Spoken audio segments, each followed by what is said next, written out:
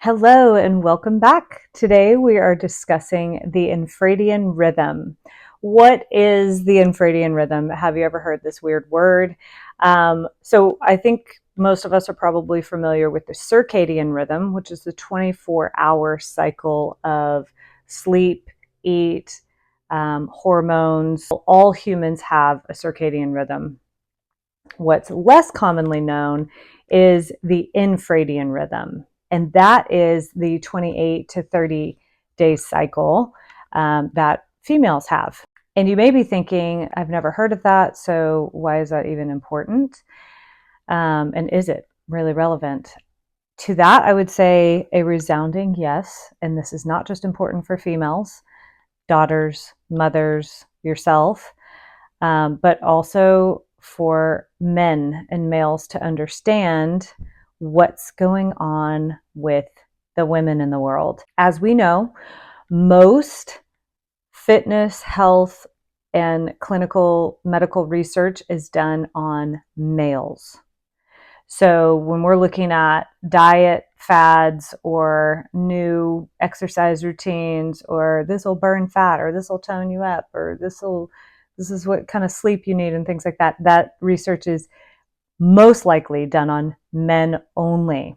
The reason women are extracted or not included in such research is because they are deemed, quote unquote, a little complex, too complex, right? It messes with the data. The reason for that is because we don't just have the 24-hour cycle, the circadian rhythm, we also have the 28-day cycle, the infradian rhythm. So today let's discuss what exactly the infradian rhythm is. I'm not going to get into the technical, clinical side of the hormones. That is something you can easily research on your own. You should look online because they have these amazing charts that kind of show the surges and dips in all the different hormones and how they work throughout the month with your cycle. So what we will discuss today is the 4 key phases, and that is menstrual, which is when you're bleeding, follicular, ovulatory, and luteal. So these are each around 1 week, give or take. So menstrual is typically 7 days. Some women it's 5, some women it's 10. Luteal is typically the longest phase that can usually average around 10 to 11 days, with follicular and ovulatory being about 5 days each. So, and again, this is fluid and a little bit unique for each woman, how that kind of flexes through the phases. Each phase has 1 or 2 days of transition into the next phase where 2 phases can kind of overlap. So 2 hormonal experiences or 2, presentations of those 2 phases can happen at the same time simultaneously. So that's important to remember. Where I began learning most of this information was from Elisa Vitti, Vitti, in her book, and she was on several podcasts. Her book is called Inflow, FLO. She also has an amazing app that I use and love. Highly recommend it. And it helps you track which phase you're in. And she discusses how with each phase, you want to exercise in specific ways. And again, this takes into account what your specific hormones, what's happening with your hormones here. So there's a specific way to exercise. There's a specific way to eat. There's a specific way to rest and sleep and recoup. And then also for energy output. And so basically, ideally, in a matriarchal world, we would all be living and planning and creating our schedules and work life and trips and socializing around our infradian rhythm. And what that looks like, I'll just tell you for me personally, I've been doing this for almost the entire time that I've been a coach, just under. So for about 6 years. I have been planning my work and my business and my output and my meetings as much as I can. I allow those to align with my rhythm, my infradian rhythm, my moon phases. So what that looks like is a lot of my most productive, the highest productivity week for me is follicular. That is when, I can work easily, 10-hour days and I've got energy to spare. Where when I move into ovulatory, I still have a lot of energy. I'm just a little less focused mentally. I'm a little bit more playful, and I just kind of want to go outside and play with my friends and socialize. So, very high social threshold, and maybe not as high work, but I do during that week, I force myself to work, and then I reward myself with lots of playtime. Then moving into luteal, the first half of luteal week or phase for me is still quite productive, but I'm also preparing mentally and emotionally and schedule wise for the second half of luteal, which tends to be more isolated and lower key, lower activity, less socializing, easier demands on me. I'm not holding myself to quite as much to-dos and high pace exercise and things like that. And then as I move into menstrual and start bleeding, those couple days, the very last of luteal and the very beginning of menstrual, I am hibernating. I am spending the most time by myself. Very few people do I see during that time.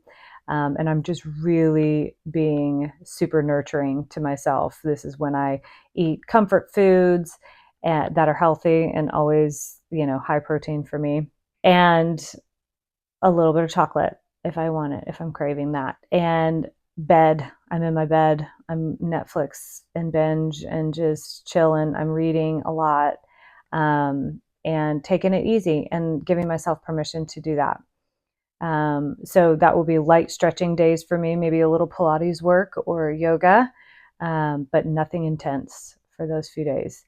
And then the last half of menstrual, I'm again moving back into follicular, which is my very high energy, where I can do high intensity training, and my appetite is kind of evening out, and so then I start, getting back into the energetic phase. That's like a brief overview. What I encourage women to do is log. So the way I started out is I got a paper calendar, that's kind of like on a spiral, and I kept it by my bedside. And every single day I would chart, my mood, my energy level, whether I worked out, what my exercise looked like that day, what I was eating. Basically, it's my own standard of meh, good, or horrific. And and I might make a note about what made it so bad or what made it good. And then my sleep. So then I was tracking how much sleep I was getting, what time I went to bed, what time I woke up, and things like that. And then little things in there like headaches or, cramps or fatigue or extra tired or whatever it was. I would just kind of add little notes in there. Okay. So it's a tiny little square that I'm like making all these little symbols for, and I have a key over on the side, and I had my own like little language. Okay. It's like hieroglyphics over there. And I did that every day. It takes literally 3 minutes to think about your day. If you wait till the next day to log, it's incredible how quickly you forget what happened, what you ate, what your mood was like, what kind of happened generally in that day. Really fascinating how quickly we forget or just aren't aware of it. So 3 minutes before you go to bed, just jot down how that day was for you. And after 3 months of logging, you get a good 3 months of every day, you will be able to see a pattern. And this is very unique to each person. Okay. So I can only talk about my own because that's what I have the evidence for, and the actual data on. But what I saw when I first started doing this was my whole life, I thought of myself, because I got this feedback from other people, I thought of myself as emotional, sensitive, overly sensitive, up and down, roller coaster, just whoo, she's feeling a lot. Never know what she's going to feel. Wow, everything's a surprise. And what I didn't realize was how much shame was threaded in to all of those beliefs and ideas about me. When I logged for 3 months, and I color coded it too, each phase was a different color. And so I could just see visually very quickly that I have a pattern that is very, very much me. And now that I've been tracking this for 6 years, I know myself like the back of my own hand. I literally, the first question, if you know me at all, you've heard me say this. I'm in whatever phase, or I'll ask, what phase are you in? When I am in luteal, I drive differently. I'm just more intense. When I'm in luteal, yeah, schedule those meetings that intimidated me when I was in follicular. I literally have no problem leaning into confrontation. And I've worked really hard to confront and be in difficult conversations with grace and my holding my own integrity and values. However, there's a little part of me that's still like, bring it, I'm ready. There's very little insecurity when it comes to, maybe second guessing or thinking that's not in luteal. Luteal, I'm kind of like blazing through. I soften drastically as soon as I start bleeding. I mean, as soon leading up to it, to that. And then as soon as I start bleeding, I'm like soft. I'm just very laid back and chill. And I love myself and I pretty much love everyone else. And it's pretty amazing. And then moving into follicular, I can be a little flighty, not like flaky, but like all over the place. I'm like, ooh, I don't know if I'm going to want to do that. And this is uncomfortable. And I'm just kind of hyper, actually. Same with ovulatory. I'm very hyper, but I can be very edgy as well in ovulatory. I have maybe like a shorter tolerance level for things that irritate me or don't go my way. Okay. So I drive according to my phases. I eat according to my phases. In follicular and ovulatory, I almost don't even have an appetite sometimes. It's really wild. Like, I'm like, man, food just doesn't sound good. I can hardly think of anything that I'm like craving. Luteal and menstrual makes up for that. I eat twice as much as, maybe my normal would be. So now I just go with it. I don't freak out when I'm like, oh, I've hardly eaten, this week. I mean, I still eat consistently. It's just the portions are not as big, right? And I'm like, ugh, I just barely can stomach this. Like chewing and swallowing, gross. I don't even like food right now, which is crazy because I love food. But then I get into luteal and menstrual and I'm like, give me all the food and then some. I'm going to eat all of mine and yours. Get out of here. I don't need any people, right? It's crazy. So I just know that evens out. And if you're a person who weighs themselves every day, then you'll see how these phases play into that. Why am I always gaining 3 pounds during this phase? Oh, because then I lose it in these other phases. That's my cycle. That's how I go. And then also I work according to it. So I usually schedule most of my the heavy load in follicular and ovulatory, and then keep it light in luteal and menstrual. Crazy, huh? Wild to think about. I encourage you to look up, do a little bit of research, check out Elisa Vitti's work and her studies on women's hormones and these phases, and get the app and start logging so you can learn yourself first and foremost.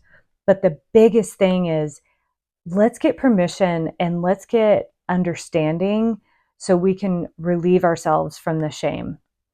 I'm not overly sensitive and super erratic emotionally. I actually have a very specific rhythm. But if you don't know the rhythm, if I didn't know the rhythm so I could tell people, how would they ever know? That's my job to figure that out. So now that I know, I just present it that way, right? Like, hey, I'm in luteal. I'm going to be a little lit this week.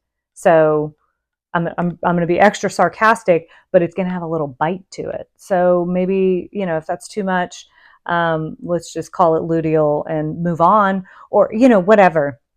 And then I get very cuddly and touchy and lovey when I'm in certain phases. And maybe that's smothering to some people and they don't want so much of that. And I just say, just give it 4 days. I'm going to move to another phase and I won't want to be around you. Okay. So that's, this is it, right? Doesn't this make sense? I know it does. I know it makes sense to all the females. I don't care what your personality type is. I don't care what your temperament is. This is how the women's cycle goes, period.